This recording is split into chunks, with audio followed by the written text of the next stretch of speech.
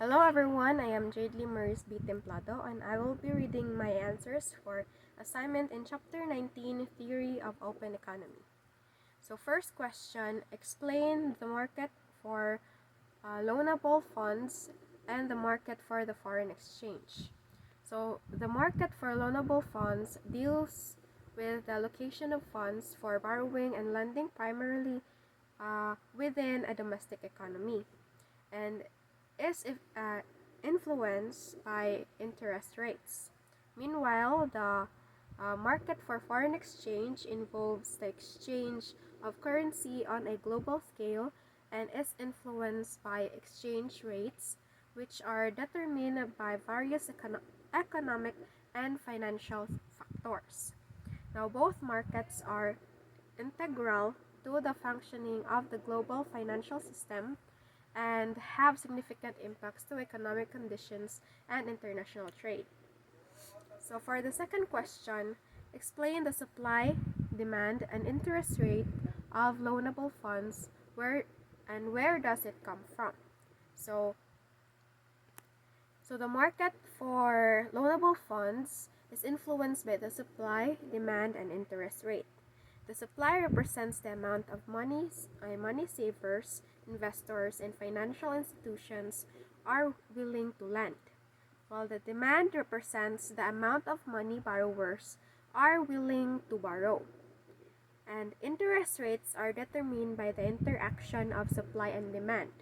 When supply and demand are in balance, interest rates stabilize, and factors that affect the market include saving habits, investment opportunities, economic condition, and government policies. So, and the third question, what will happen to the country's economy if its trade policies are restrictive? So for the negative effects, less international trade, higher prices for consumers, inefficient use of resources, retaliation, and reduced economic growth. So for less international trade, strict trade policies can lead to a reduction of international trade. As a result, businesses in the country may have fewer opportunities to export their goods and services to foreign markets, so which could lead to a decrease in revenue for export dependent industry. So in higher prices for consumers, tariffs and trade barriers can cause higher prices for imported goods and services, and these restrictions costs are often passed on to consumers, which make everyday products are expensive. So in inefficient use of resources, protectionist measures can lead to the inefficient allocation of resources, and domestic industries that are shielded from international competition may have less incentive to innovate or become more efficient, which can result in a less competitive and dynamic domestic economy. In retaliation, other countries may respond to their own restrictions, leading to a trade war, which this can further hamper a country's export and disrupt global trade. In reduced economic growth, by limiting access to the international markets and stifling competition, a country may experience slower economic growth over time. So for the positive effects, we have the protection of domestic industries, national security, balancing trade deficits, and balancing trade deficits. So, in protection of domestic industries, strict trade policies can protect vulnerable domestic industries from foreign competition. This can be seen as positive if those industries play a critical role in the national economy, or if their collapse would lead to unemployment or other social issues. So in national security, in some cases, In some cases, trade restrictions may be justified on national security grounds, such as restricting the import of certain critical technologies or goods. In balancing trade deficits, a country may use strict trade policies to reduce trade deficits, although this approach is often debated as it can lead to retaliatory actions by trading partners. So for the fourth question, what is capital flight? When a country experiences capital flight, what is the effect on its interest rate and exchange rate? So, so again, capital flight, also known as capital outflow, is when a large amount of money, investments, or assets is moved out of the country quickly. So this usually happens due to economic or political instability, uh, preserved risk, or unfavorable economic conditions. So when this happens, individuals, businesses, or investors lose confidence in the country's economic prospects and decide to move their assets to safer or more attractive destination, often in other countries.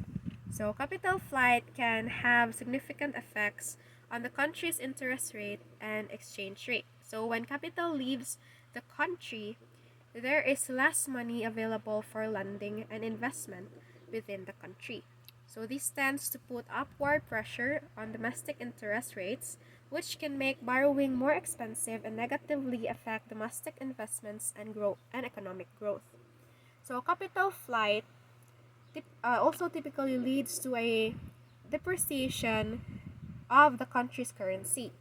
So when capital leaves the country, demand for the domestic currency decreases, causing its value to fall relative to the foreign. So again, this depreciation can make imports more expensive and lead to inflationary pressure. So additionally, capital flight can lead to increased exchange rate volatility as currency traders react to the changing economic and financial landscape. So this volat volat So for the last question, what is the effect or impact to the local and international economy if a fiscal policy will be implemented to buy only locally produced products?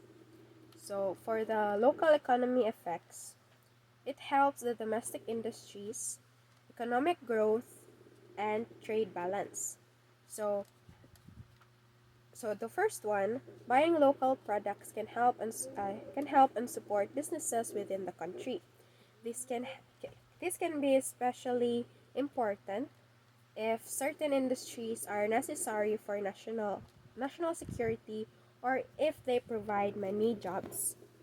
So in the second one, this policy can increase demand for domestic goods and services, which can help the local economy grow.